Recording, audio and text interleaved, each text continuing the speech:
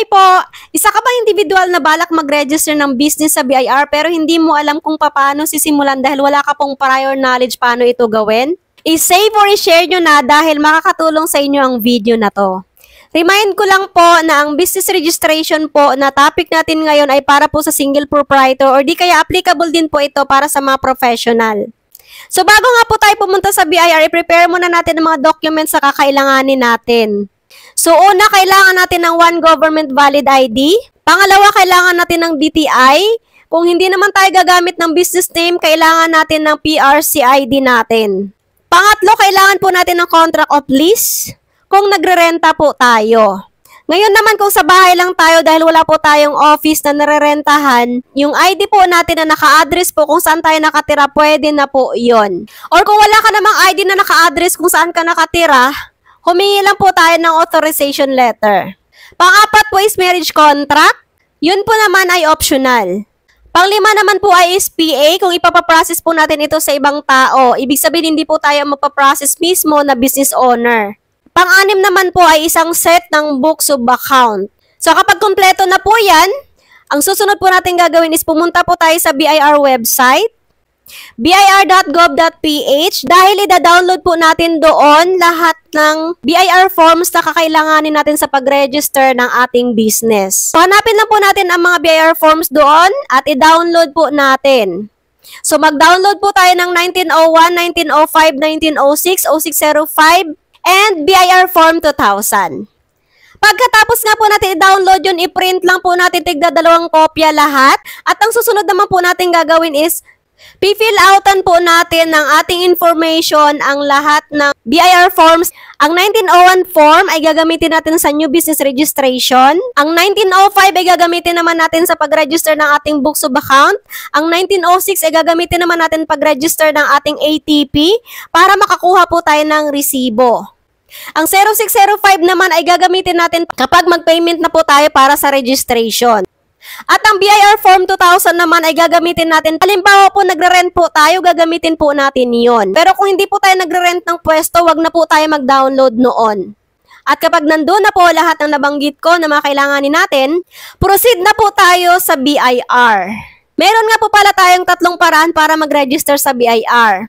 Yung una is yung doon po tayo mag-register sa online. Ang pangalawang way naman po ay yung magsiset po tayo ng appointment. Yun po ang pinaka-paborito ko.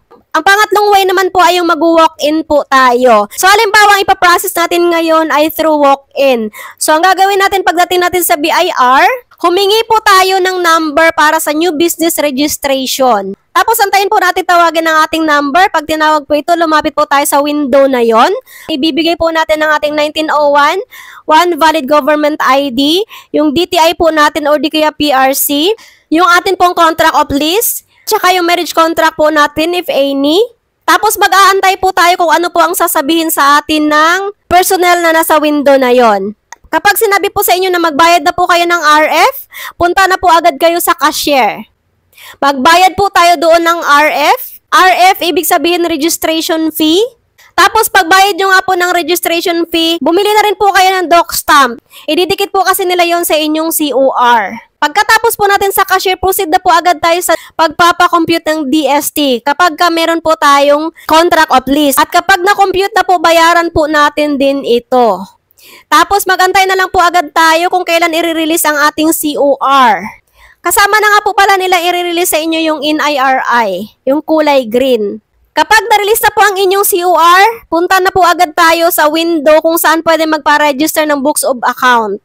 At ibibigay po natin ang ating 1905 kasama po natin ang ating books of account. Ang nangyayari is pagdating mo sa window na yun, sasabihin po sa inyo ng personnel na tatakan muna at fill outan ng information ng taxpayer ang inyong mga books of account. Saka ibabalik sa kanila.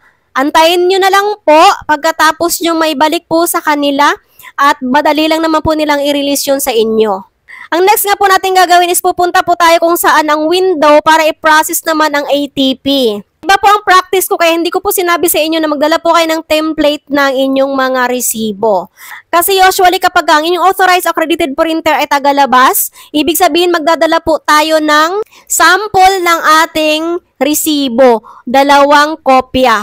Pagka ang authorized accredited printer po natin itagalabas, lalabas din po ang inyong ATP ibibigay sa inyo. At ibibigay nyo naman po yung ATP ninyo doon sa kung sino ang gagawa po ng resibo. Ang practice ko po ay doon po ako sa loob ng BIR mismo nagpapagawa ng resibo.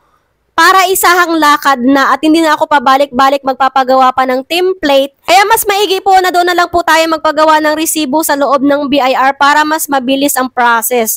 So after nun, wala na tayong gagawin. Aantayin na lang po natin ang resibo kung kailan siya lalabas. So itatanong po natin kung kailan pwede balikan ang ating mga resibo. Huwag po nating kalimutan. Yan na nga po ang entire process ng pag-register ng single proprietor o di kaya professional. Congratulations po, tapos na tayo sa ating business registration. Pwede na tayong umuwi.